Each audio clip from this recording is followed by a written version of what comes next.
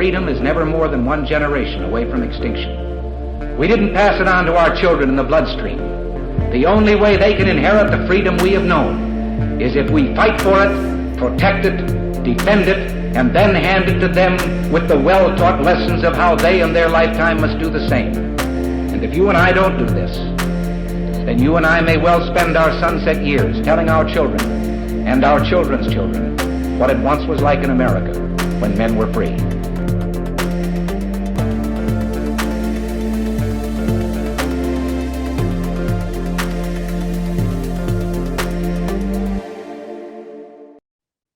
Hey everybody, welcome to episode number 350 of Gun Freedom Radio, where we engage, we educate, and we inform. We are brought to you by azfirearmsauctions.com, where you set the price on guns, ammo, and accessories. I am one of your hosts, Cheryl Todd. And I'm the other guy, Dan Todd. Our theme today is No Laughing Matter, and our guest is Simmone Park. Simmone Park is a multilingual management consultant and stand-up comedian who has lived and worked in 10 countries so far.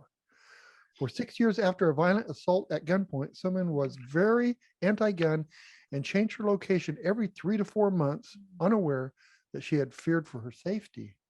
After taking time to heal, process experience, and work on overcoming her trauma, she now lives in Hawaii, where she feels at peace. Simmone has decided to educate herself on guns and the law and is now pro-Second Amendment, and ultimately chose to work for a pro-freedom law firm, Attorneys for Freedom, that fights for the rights of citizens in Hawaii and Arizona.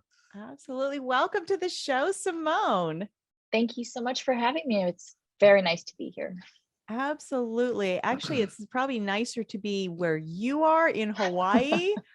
But yeah, we should have done a remote satellite show there. Yeah, for sure. Just for the weekend, So thank you so much for, joining with us, and also for being willing to go back to the worst moments of your life and talk to us about the day that you were assaulted at gunpoint. Could you just kind of, encapsulate that for our listeners and just kind of help them understand what happened? Well, first of all, you're very welcome. And I think as a comedian, revisiting trauma is a normal part of what I do. Right. I'm just happy that I'm kind of past the point where I can't speak about it anymore, because I think there was a very, very long time that I just couldn't talk about it. So thank you for letting me share my story. November 23rd, 2015. I remember the date very well. I was just minding my business, walking down the street, and someone came up behind me and pulled me down to the ground and put a gun in my face. Was not familiar with guns at all, but eventually his fists and the gun were hitting me in the face and head, and it knocked me over. And my inner voice or intuition was screaming very loud at this point and said, if you don't get up and fight, this man is going to kill you. So I got up and I tapped into when I was about 16, I think was when I was in my boxing stage. I was a very scrappy, tomboyish girl. And I remember for my sweet 16, 6 of my best girlfriends pitched in and got me a heavyweight punching bag. So that came back to me. And as he punched me, I would just punch him right back. And we were going back and forth. I felt like it was Muhammad Ali and Sonny Liston. And we were just, going shot for shot. And eventually, very, very quickly, I was exhausted because I'm not used to fighting a man or anybody. So I just mustered everything, every last bit of strength that I had. And I threw one final punch that connected with his face. And after I threw that punch, my middle finger just went down and it ripped the chain off of his neck. So I actually wound up robbing him, and he got away with nothing.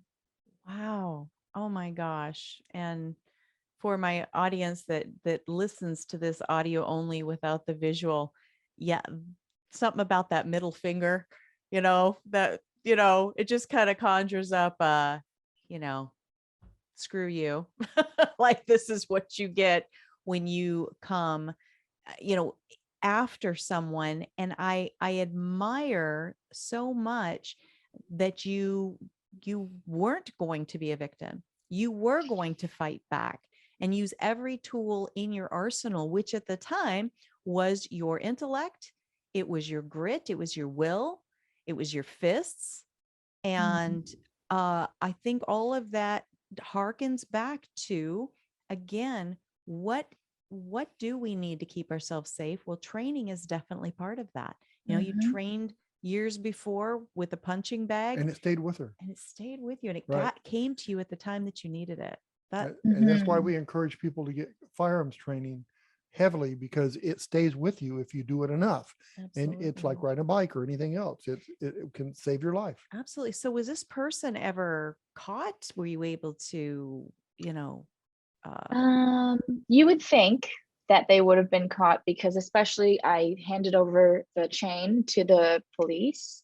And also something that was very unusual to me afterwards. I was actually patted down and my keys were taken away, and I was put into the back seat of the police car, which I never thought that I would be there as a super law-abiding person.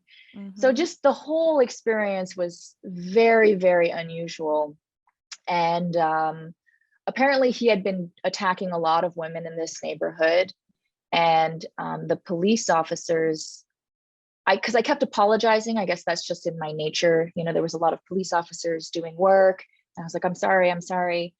And they said, you should stop apologizing, because he's been doing this to a lot of women, and you're the only one that has been able to tell us what happened, potentially pick him out of a lineup.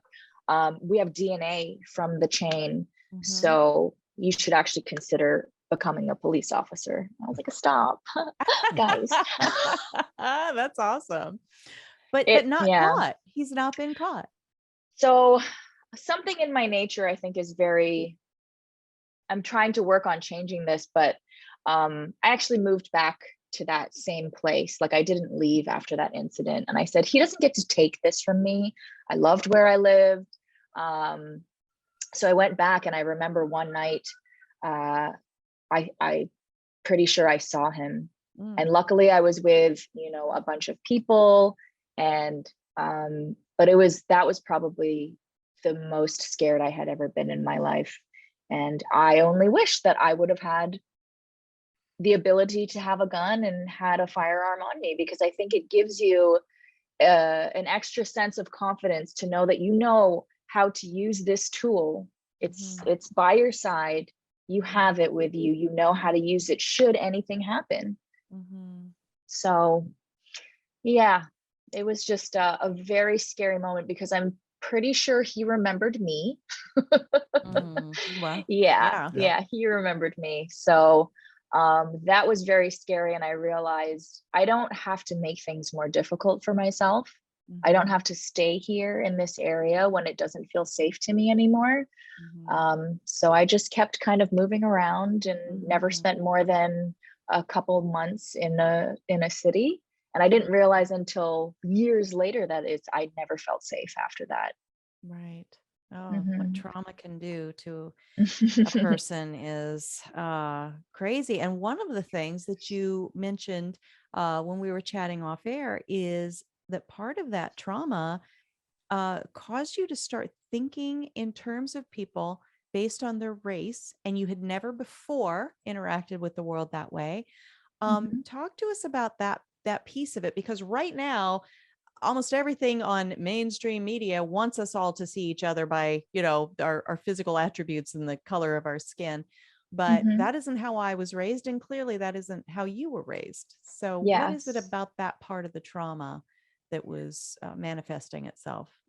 I think our bodies have this ability to, it like takes every experience that we have and puts it into a little toolkit of experience. So because this individual happened to be Black, Anytime I would see a Black man after that, my body would start exhibiting the same feelings that happened while I was being attacked. And so luckily for me, I had grown up with Black people. They were my friends, they were my allies. So I had to, as I was getting these feelings and fear was setting in, and I had to say, this is not right. This is not right. This is not a correct response. And so I had to fight that natural response in my body. And I would actually force myself to surround myself with that which scared me until the fear was no longer there. That's not a normal thing that people do, I think, generally speaking, but I guess I just had the foresight to realize this is what happens to people. We don't recognize that a trauma response can lead us to have prejudice or become racist.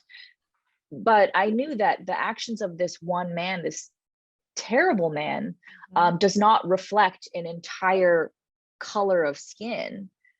And I think truthfully, if I hadn't grown up with Black people and worked so hard to reverse my own bias that was created as a result of that one day, I imagine I would still be racist today. Well, I applaud that so much that you were examining and pushing back on these ideas that were bubbling up, because the same thing happens often about guns themselves, right?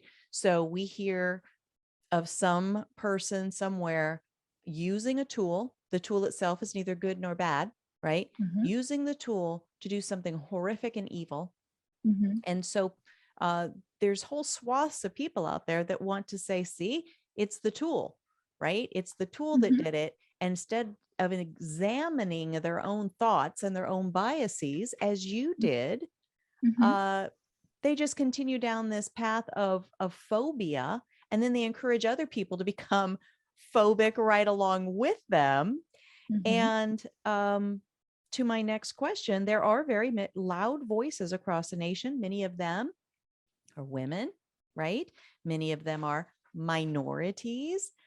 Some are victims of crime, and they want to throw our Second Amendment rights away. But you're a member of all three of those demographics. And you started being very not okay with guns, right? I would think you would even say anti-gun.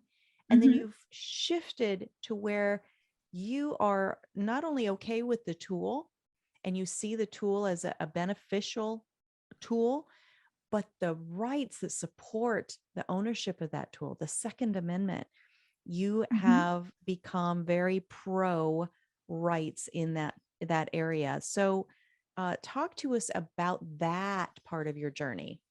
Yes, I will admit that initially after this event, I was very anti-Second Amendment and very anti-gun, because in my head, I couldn't make the distinction between the person and the incident and the tool. Like, a gun doesn't just jump up and shoot somebody for no reason, or it's just hitting me in the face and head on its own without anybody behind it. And I just figured, look at a place like Japan, which has very few gun-related incidents. But the fact of the matter is, the United States and Japan are two totally different countries, and we are where we are. And the more research I did, the more I looked into it, I realized that these people who are gun owners, pro Second Amendment, these are the very same people who are arming themselves with the tools necessary and the knowledge necessary. And they're going to be the same people who step up.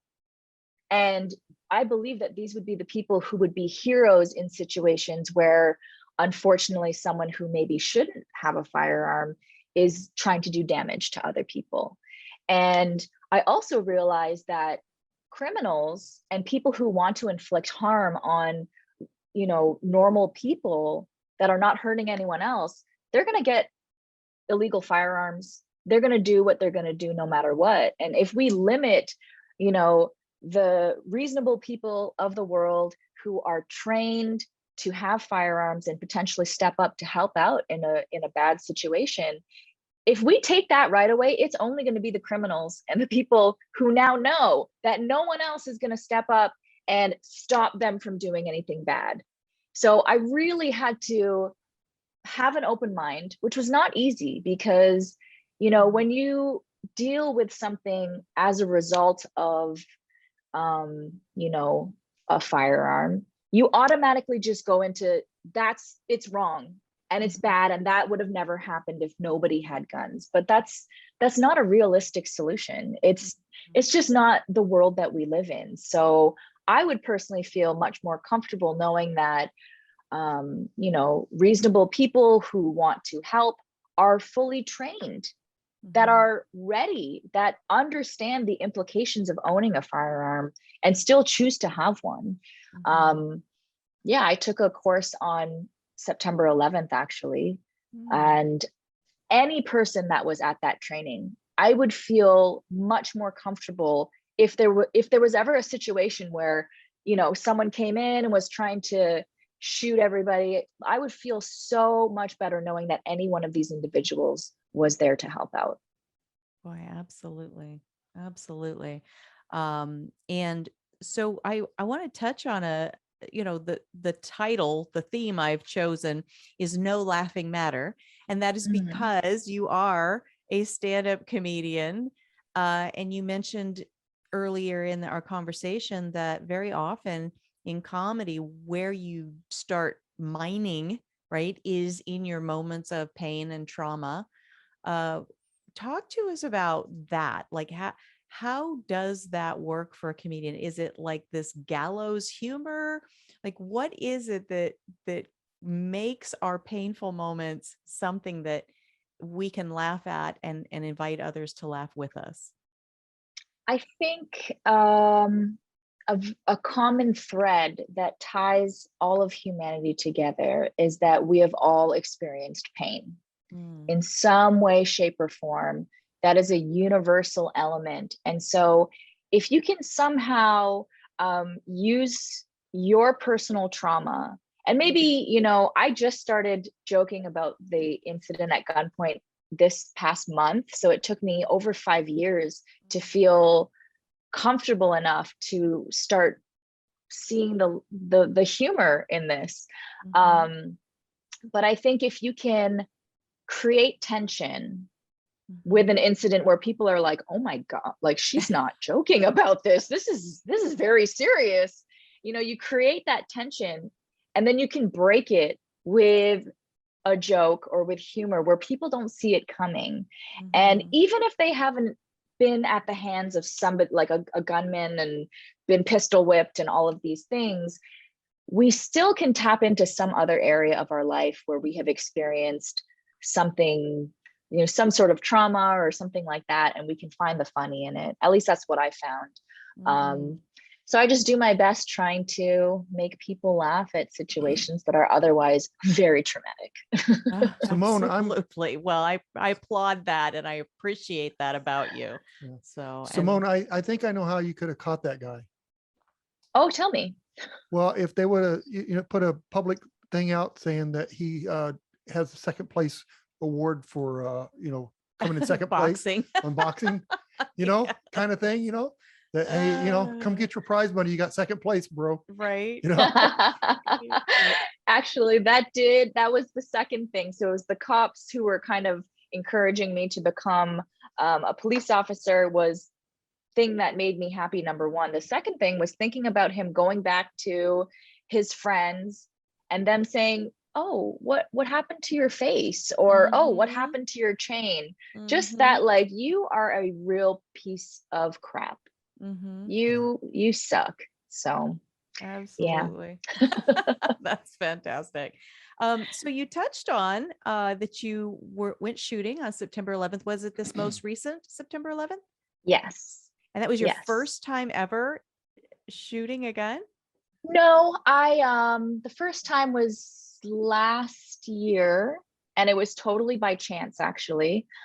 This time I had decided to take more like the safety training, and they actually went above and beyond. So I was just thinking I'll like shoot, a Glock pistol, something very basic, but they actually had a 3-gun course, That my I gosh. did on day one. So you would run to your AR-15 and shoot 6 shots at the leftmost target, clear the chamber, run to the shotgun, 3 shots at the rightmost target, clear the chamber, gently put it down because it's not my shotgun. And then I would run to 6 metal targets. And with a pistol, I would try to hit those with 10 bullets in my magazine. So I was like, I feel like I should not be doing this, but it was such a rush. It was, I just loved it. I thought this is amazing.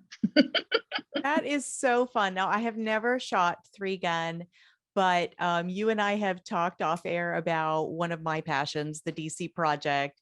And, Yes. you know, you've expressed interest in, you know, getting involved in what we do, DC Project, Women for Gun Rights, nonpartisan initiative just to help our legislators better understand us as females who value our Second Amendment rights, and led to you having a conversation with our founder, Diana Muller. And she is a champion competitor in what?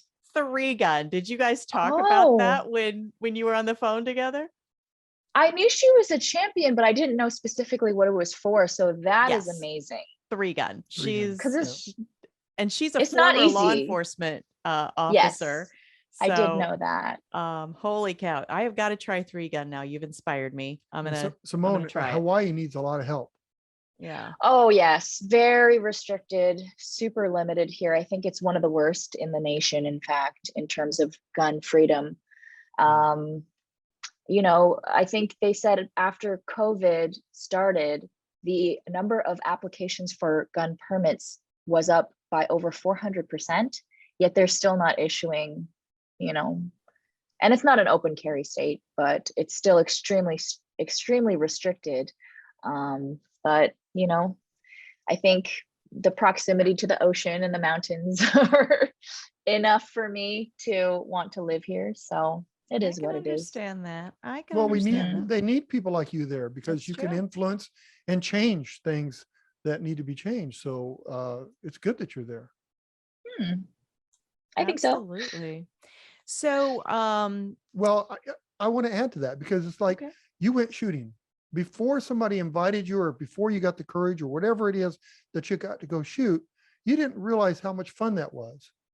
So if you take some of your friends that have never shot a gun before and did the same thing with them, now you've got 3 or 4 more friends that like guns too. Because I don't know anybody that's ever been, if you introduce them right to shooting and not give them the biggest gun to shoot first, but you break them into it, I don't think anybody's going to come out and say that wasn't fun. Actually, I posted a video of the 3-gun and you know, a shot of everybody who was at this event, and a lot of, especially women, actually, they were like, hey, where did you do that? Like, what is that? I want to know more. Is there another one? Can I do that? So you're absolutely right. There's a lot more interest, and sometimes it just takes one person, you know, it's just me and I had a great time. So a lot of people are kind of interested in that. So for the next one that's coming up, I think in November, I think there's going to be a lot of people who have seen that one video and just come out as a result. So you're absolutely right. I believe it. I believe you're an influencer. Now, here's something that for me personally would be highly, highly frustrating. You're working in the United States, but you weren't born in the United States. And so because of that legal citizenship status, which you can help our listeners understand better, it actually prevents you from being able to be a gun owner and owning a firearm.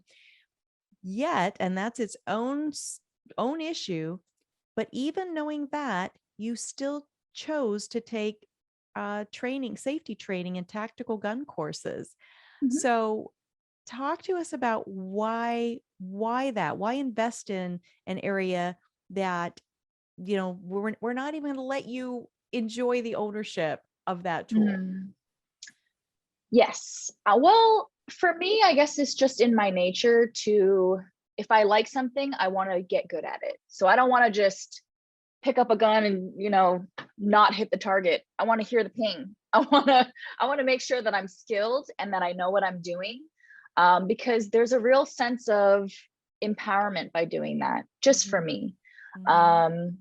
Because also, and again, this may never happen, but if I were ever to be in a situation where, you know, you go to a bank and then, you know, some people are trying to rob the bank and you're there and, you know, there's a struggle with the security officer and boom, and now the gun slides in front of my face. And if I don't know that there's a safety, or, you know, if I don't know how to use that, how am I ever going to help in a situation like that? So I think it's just me and my personality where, you know, I tried it, it's fun, but I don't want to just be basic at it. Like, yes, of course, you need to know the safety.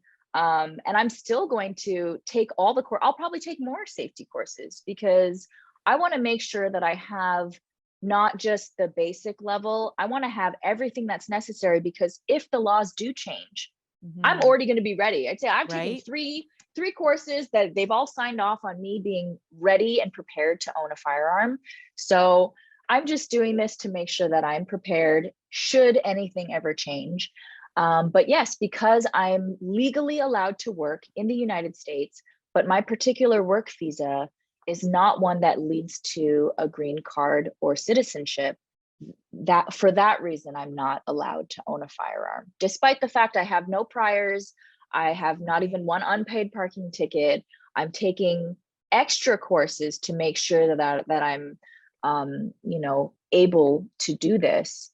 But, you know, it is what it is. And sometimes I just accept that that's where we're at. And I'm just going to do everything that I can to make sure that I'm ready if things were to change. I love that. And that is one of the tenets of our DC project is education, not legislation.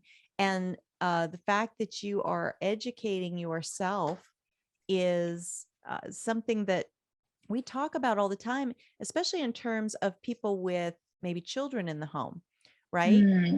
Just because you don't own a gun doesn't mean you shouldn't be empowering your children on what a gun is, what it's properly used for, how to properly interact with it, right? And you're an example of that very thing. I love that whole idea, you know, the bank robbery and whatever, but you never know. People have walked into changing rooms of you know, clothing stores or restrooms, public restrooms, and someone has left a firearm behind for whatever reason.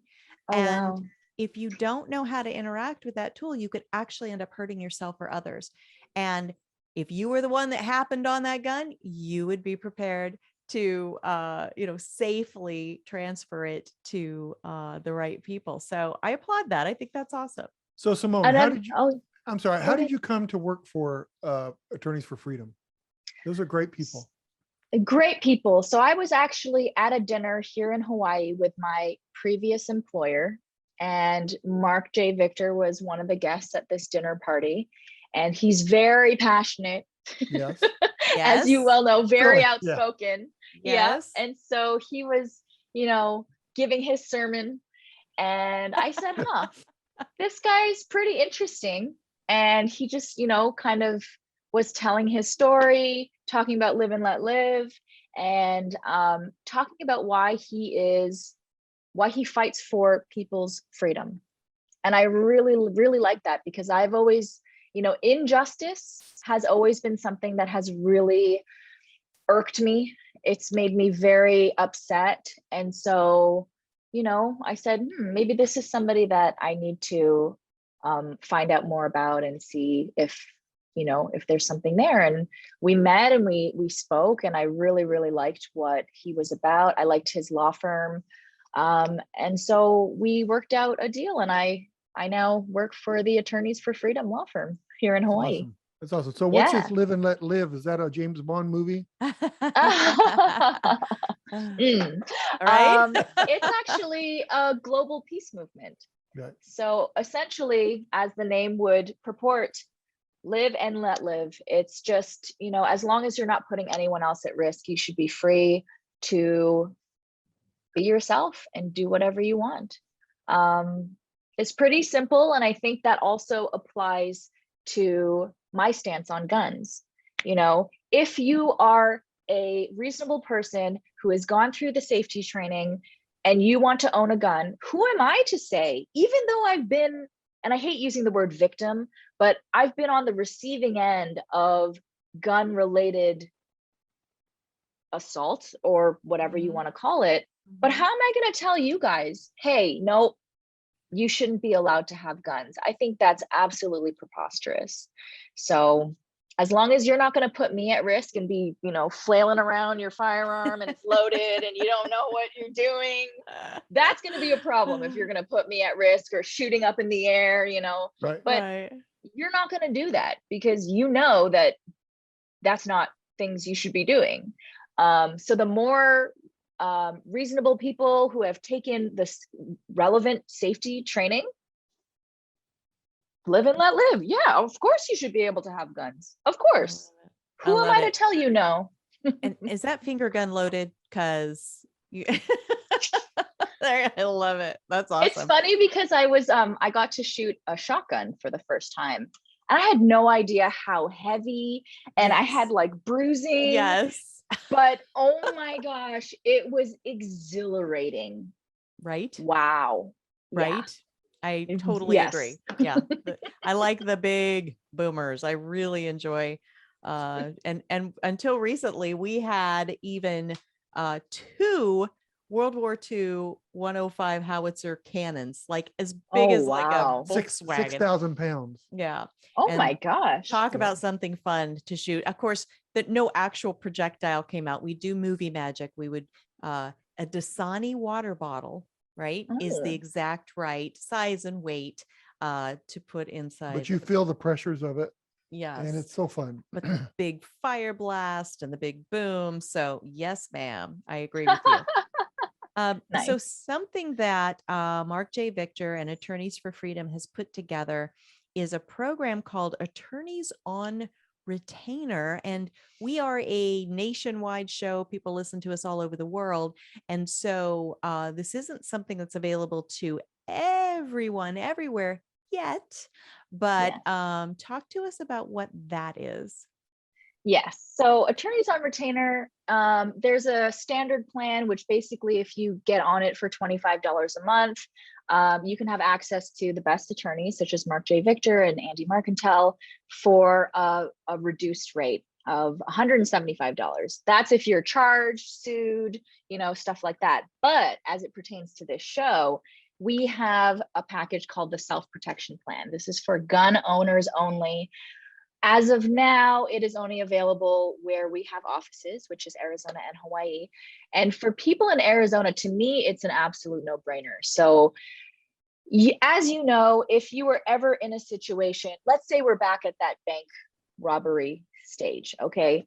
And a gun comes my way, I pick it up, I shoot one of the robbers, they die. Even though I was in my right, I think I'm saving all the people who are there in the bank. That does not mean that I'm not going to have to deal with a lot of legal implications that come as a result of that, because I've now killed somebody. Absolutely. Yeah. So the reason why I think Mark J. Victor started this program is because some other companies exist that have similar assurances or insurances. USCCA and some other companies, which are great, they do that. However, there's always a clause that people don't know about. So Mark identified this, and basically well over 90% of the time, because there's a mandatory prison sentence that comes with anything that's related to guns, oftentimes people take a plea, right, to avoid mandatory prison time. Now, if you do that, that means you're changing from an unintentional tort to an intentional tort. And so that means you have to pay back the legal fees if you're part of one of these programs. So I personally dislike when, because I pay health insurance when I'm traveling and all these things. And I just don't think it's right to hide certain things. If you pay for this stuff because you're like, hey, I'm going to be covered in any event. And then it's like, actually, more often than not, you may choose to take a plea, or you may choose to do this to avoid going to jail or whatever the case may be. And also, you're not covered. because they're insurance companies, right? Now, because we are an actual law firm, and because if you get on this program, you become a client of the law firm, we can do that. Like if you are part of this program and something happens and you, heaven forbid, kill somebody, as long as you plead self-defense, 100% of your legal fees are covered, which, you know, if I was in Arizona and it's an open carry and I knew I was going to have a firearm on me, you never know what's going to happen. In my eyes, like you never know, someone might aggress upon you. Some crazy thing might happen where you need to be ready, but you're still going to have to deal with the legal aftermath. And so I think if that is going to be a possibility, which it absolutely is, you should just have peace of mind to carry your peace. I like it. And now that's not the civil end of things, right? Because civilly, somebody can sue you anytime, anywhere, any day for anything, right? And would the same, would attorneys for freedom be hireable for the civil portion? It's not part of the attorneys on retainer necessarily, but do they also do civil? They do also do civil. There's multiple attorneys that work at this law firm, and they all have to sign kind of a doctrine that says that they are always for freedom. So as long as they believe that you have done nothing wrong to hurt anybody else and you are, you know, your freedom is being infringed upon, they will likely fight for you. What's civil about being charged defending yourself? I know. How's very that civil? uncivil. Yes, You're right. It's uncivil. That's true. You have said, and we're starting to wrap up a little bit. You have said, and of course, I agree, that gun rights are women's rights. So for the people out there that are kind of stuck in that mindset that, you know, if you're a woman or if you're a mom, then you shouldn't have anything to do with these tools and be somehow against our freedoms. But what would you say to people who don't understand that correlation between women's rights and gun rights? So I was actually on the Big Island of Hawaii, and I had never shot a pistol at this point. And it's funny because they were all farmers from Washington State, and even the wives, and they were so cute and little. And they're like, "Oh, I always carry my firearm in my purse." And, you know, I said, "I've never shot a gun." I feel like the record stopped and everyone was like, "Oh, who are you? Like, what do you mean you've never shot a firearm? This is crazy. This girl is crazy." So this man, who is incredibly intelligent, and I really, I trust him a lot.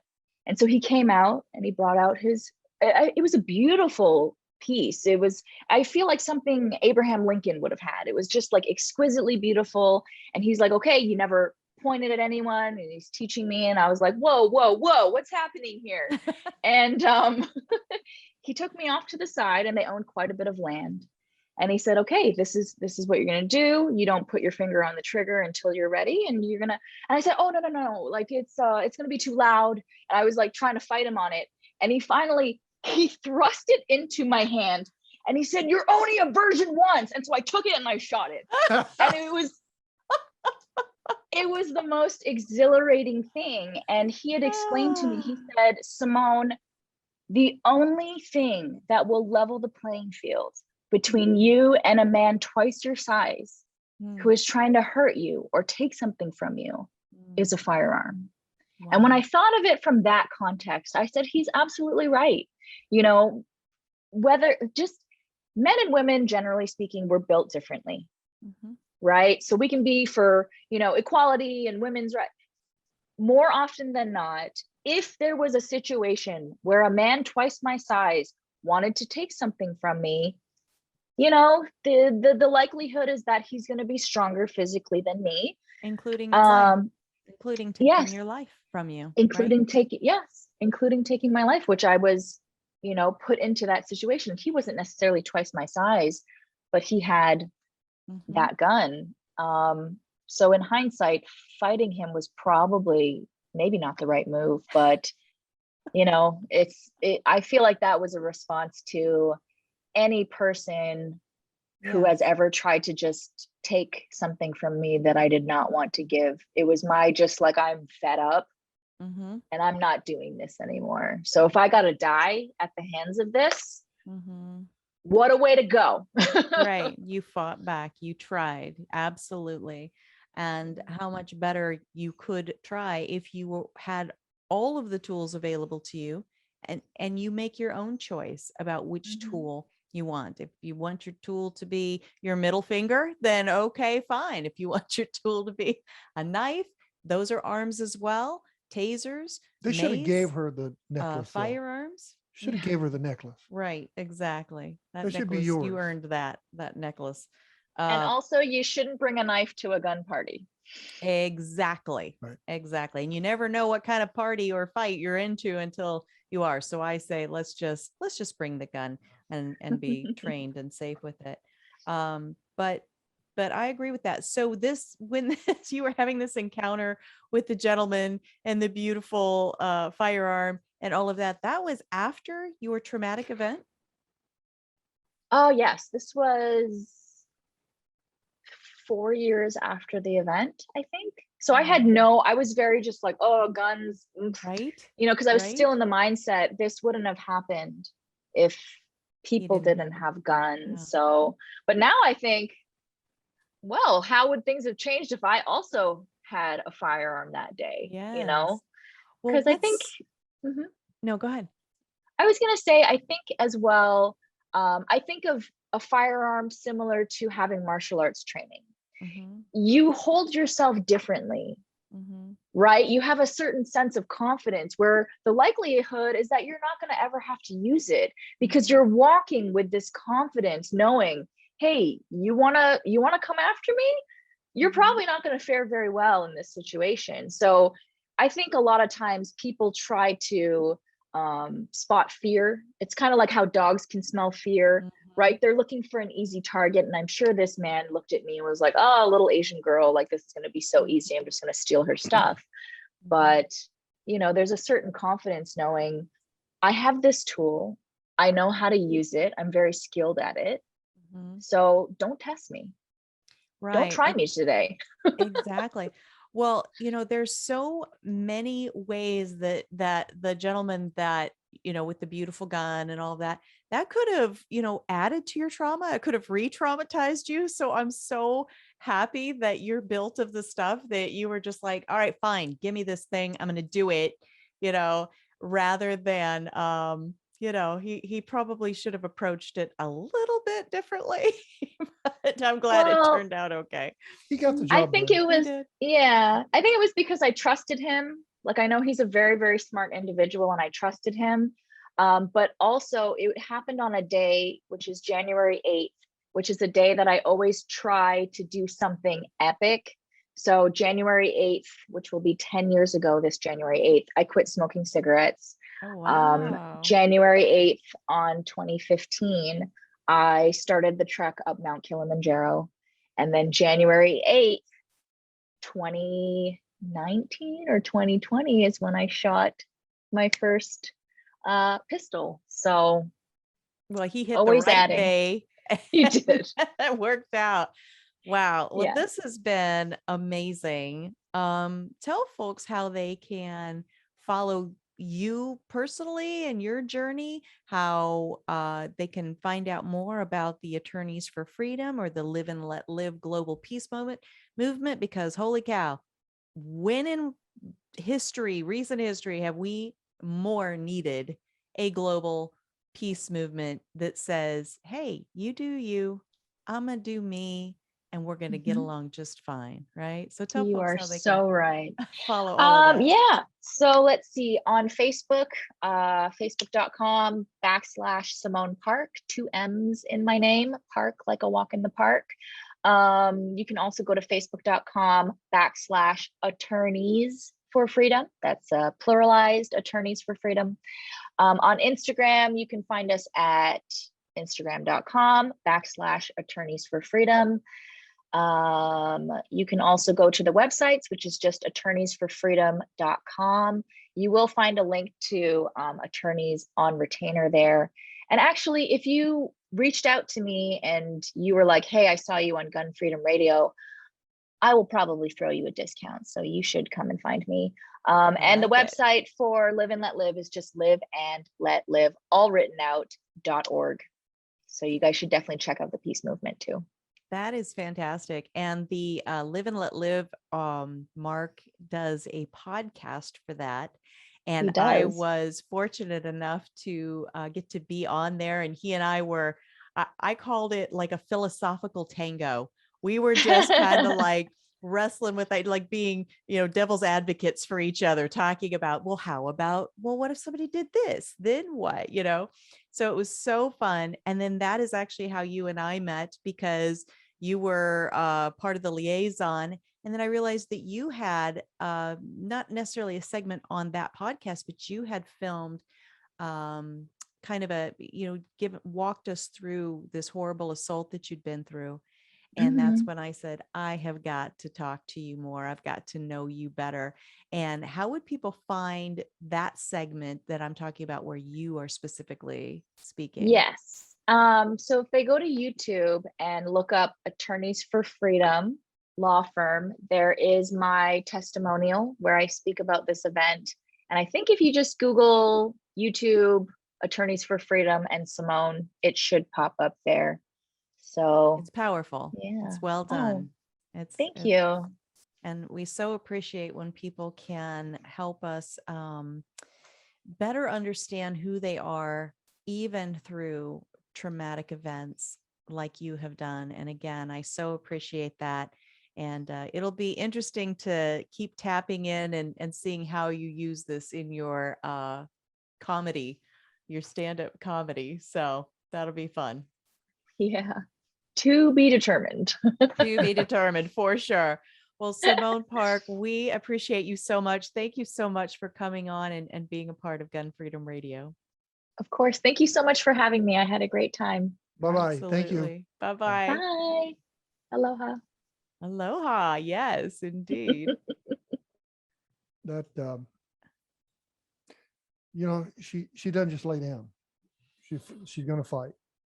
She is just awesome. And I'm so happy and blessed to have had a chance to meet her in these ways. I hope someday we'll get to meet in person, maybe because we've gone to Hawaii, just saying. Yeah.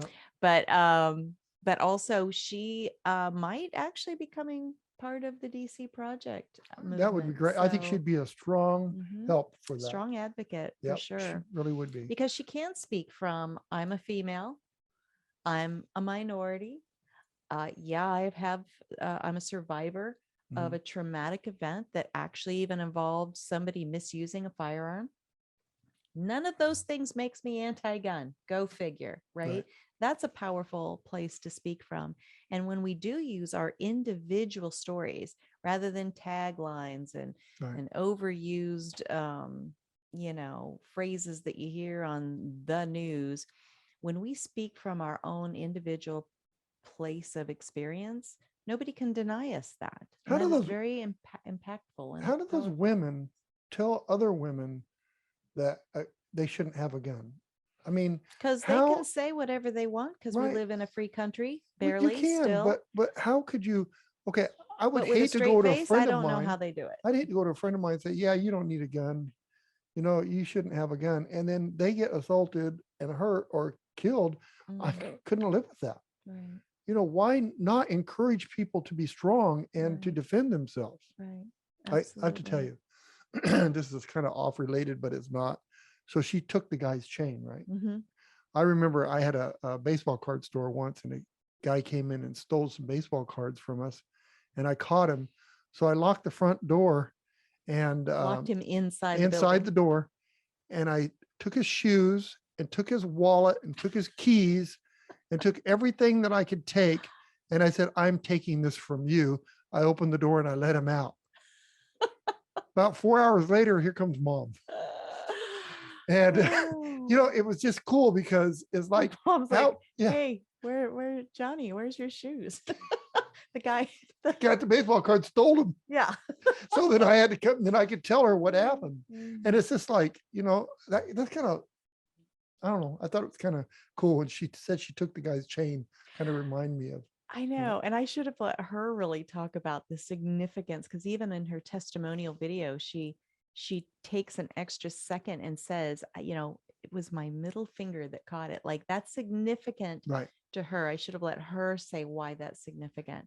But it does kind of paint a picture in your mind, right? Yeah, it's a good feeling that, somebody come in to cause you damage, and you in return throw the tables around and give them the damage.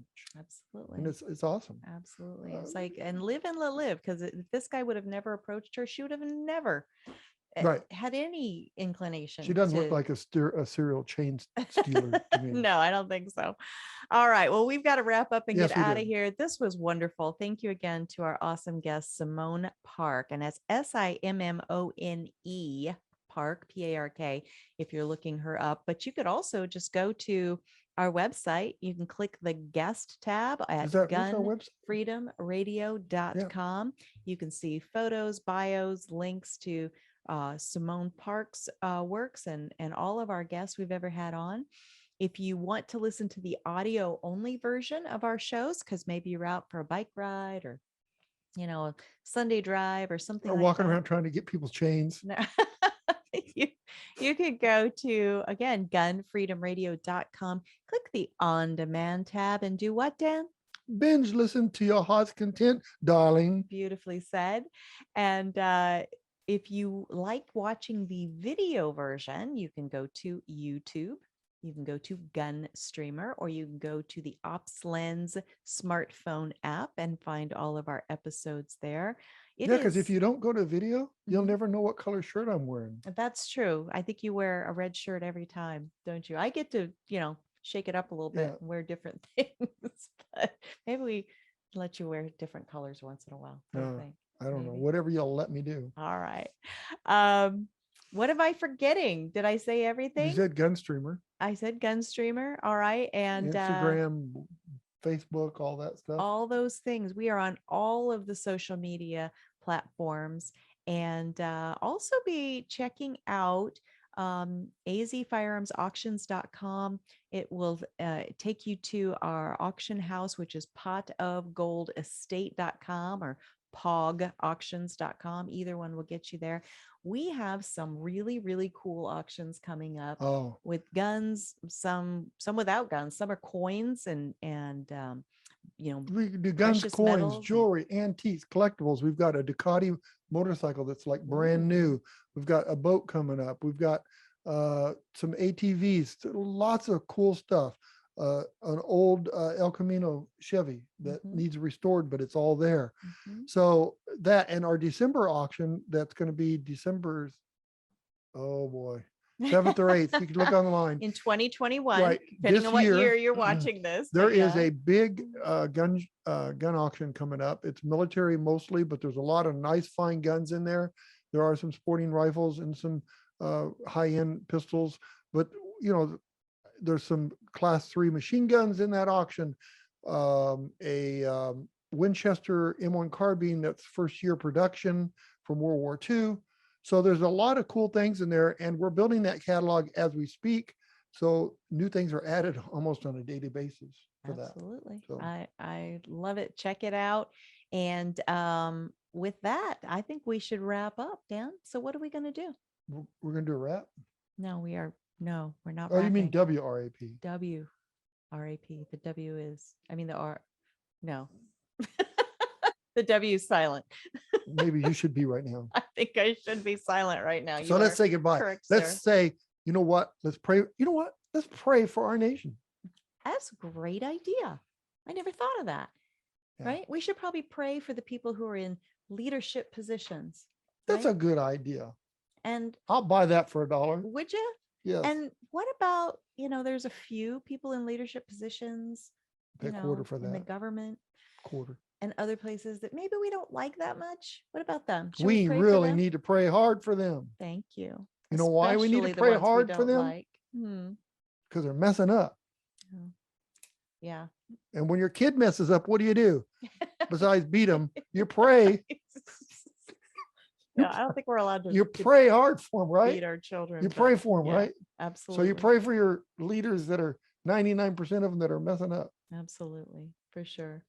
But honestly, You know, this world needs right, our involvement, right. needs our prayer, needs us to be individually involved in the legislative process. Yes. And So, just keep this in mind, folks. There's 300 people that control what we do and what we say in the government. yeah, it's a tiny it's- minority, and we it's give so them too small. much power, and we don't do what we need to do to impact that. But we've got to wrap up. So until next time, right? Yep. Did I cut you See you off? later. Nope. You want me to say pray for our nation again? No, we already did that. No. Be You guys good have a to great each day. other. Yep. Have a great week. Bye-bye. And God